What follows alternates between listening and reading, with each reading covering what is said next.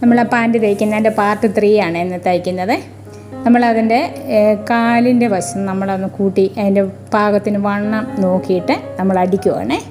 വണ്ണമൊക്കെ ഞാൻ പാകത്തിന് അപ്പം ഞാൻ അതിന് അളവൊക്കെ കൊടുത്തിട്ടുണ്ടായിരുന്നു. ഇനി നമ്മൾ ആ അളവ് വെച്ച് അടിക്കുവാണേ. നമ്മൾ അടിക്കുമ്പോൾ താഴെ വരെ അടിക്കാതെ ഒന്ന് നിർത്തിയേക്കണം. എന്നിട്ട് നമ്മൾ അതിൻ്റെ അടിവശം മടക്കി അടിച്ചതിന് ശേഷം ബാക്കി പിന്നെ നമുക്ക് അടിക്കാം.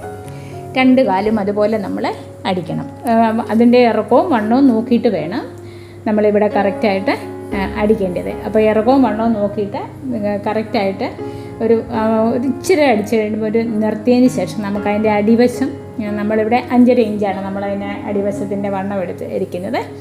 ആ ലെവലിൽ നമ്മളൊന്ന് മാർക്ക് ചെയ്തതിന് ശേഷം നമ്മൾ തയ്ച്ചെടുക്കുക. പിന്നെ ഈ കാലിൻ്റെ അടിവശത്ത് നമുക്ക് വേണമെന്നൊരു കട്ടി കിട്ടാനായിട്ട് അകത്ത് തുണി വെച്ച് നമുക്ക് വേണേൽ തയ്ക്കാം.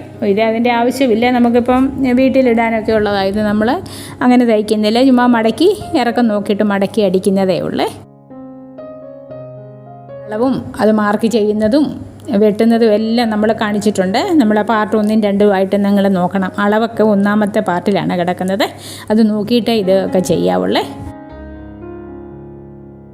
നമ്മൾ അടിഭാഗം അടിക്കുമ്പം സാധാരണ വീട്ടിലൊക്കെ ഇടാനൊക്കെയാണ് നമ്മൾ ചുമ്മാ മടക്കി അങ്ങ് അടിച്ചാൽ മതി. ഇറക്കം നോക്കിയിട്ട് ഒരു 1.5 ഇഞ്ച് തയ്യൽ തുമ്പ് ഇട്ടതിന് ശേഷമല്ലേ നമ്മൾ എപ്പോഴും എടുക്കുന്നത്. അപ്പോൾ 1.5 ഇഞ്ച് തയ്യൽ തുമ്പ് ഇട്ടിട്ട് നമ്മൾ കുറച്ച് പാകത്തിന് അങ്ങ് മടക്കി അടിച്ചാൽ മതി. പിന്നെ വേറൊരു രീതിയിൽ നമുക്ക് തയ്ക്കാൻ പറ്റും. അതായത് നമ്മൾ കുറച്ച് ഇങ്ങനെ തയ്ച്ച് വന്നിട്ട് അവിടെ സ്റ്റോപ്പ് ചെയ്തിട്ട് താഴ്വശം മടക്കി അടിക്കുക.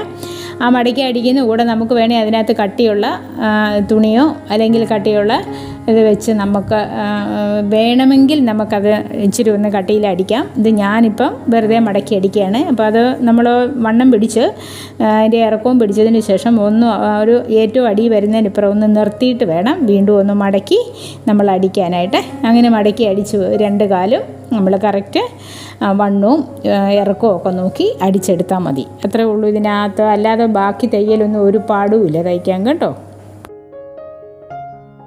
ഞാൻ ഈ പാൻറ്റിനെ മുകൾ വശം മടക്കി അടിച്ചിരിക്കുന്നിട്ട് അതിനകത്ത് വള്ളി ഇടാനായിട്ടാണ്, അല്ലാതെ ഇലാസ്റ്റിക് ഇടാനല്ല. ഇലാസ്റ്റിക് ഇടണമെങ്കിൽ അത് നമ്മൾ മൊത്തം വണ്ണം എടുത്തിട്ട് അതിൻ്റെ നോക്കിയിട്ടാണ് ഇലാസ്റ്റിക്, അതിൻ്റെ പകുതിയാണ് നമ്മൾ ഇലാസ്റ്റിക് എടുക്കുന്നത്. പക്ഷേ ഞാനിവിടെ ഇലാസ്റ്റിക് എടുത്തിട്ടില്ല.